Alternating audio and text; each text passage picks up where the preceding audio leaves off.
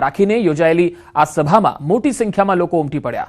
બનાસકાંઠા જિલ્લા પંચાયત, તાલુકા પંચાયત અને નગરપાલિકા ચૂંટણીના ઉમેદવારો સહિત કાર્યકર્તાઓ અને સમર્થકોની ભારે હાજરી જોવા મળી। આ સભામાં રાજકીય ઉથલપાથલ પણ થઈ, જ્યાં કોંગ્રેસના અંદાજે 200 જેટલા કાર્યકર્તાઓ ભારતીય જનતા પાર્ટીમાં જોડાયા। મુખ્યમંત્રીના હસ્તે તેમણે ભાજપનો ખેસ પહેરાવી પાર્ટીમાં આવકાર અપાયો, જેના કારણે સમગ્ર વિસ્તારમાં રાજકીય ચર્ચાઓ તેજ બની।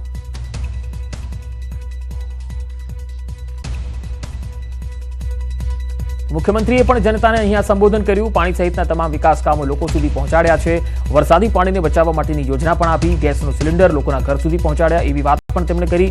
ભાજપ કાર્યકર્તા લોકોના પ્રશ્નોને સરકાર સુધી પહોંચાડે છે। જનતાના દુઃખમાં સાથે અને સુખમાં સહભાગી રહેવું એ ભાજપની ઓળખ બની છે। સૌનો પ્રયાસ કેવો રહેવો જોઈએ તો કે ભાઈ 26મી તારીખે 100% મતદાન અવશ્ય કરવું જોઈએ। કોઈકને વોટ આપો ના આપો એ તમારા મરજીની વાત છે, પણ આપણે તો કમળને જીતાડીશું તો આપણી દરેકે દરેક ફેસિલિટી પૂરી થાય। તમારી વચ્ચે કાર્યકર્તા હરમેશ રહે।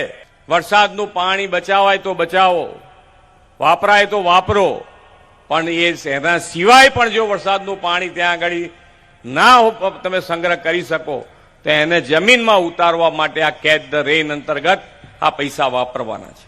100% સરકારી યોજનાનો લાભ તમને મળે એના માટેનો પ્રયત્ન થયો છે।